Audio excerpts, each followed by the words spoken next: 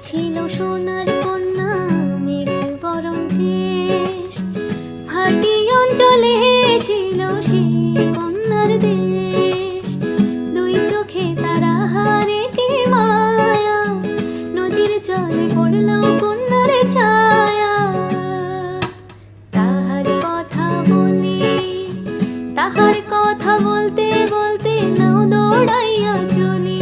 আমি তাহার কথা বলি, তাহার কথা বলতে বলতে নাও দৌড়াইয়া চলি।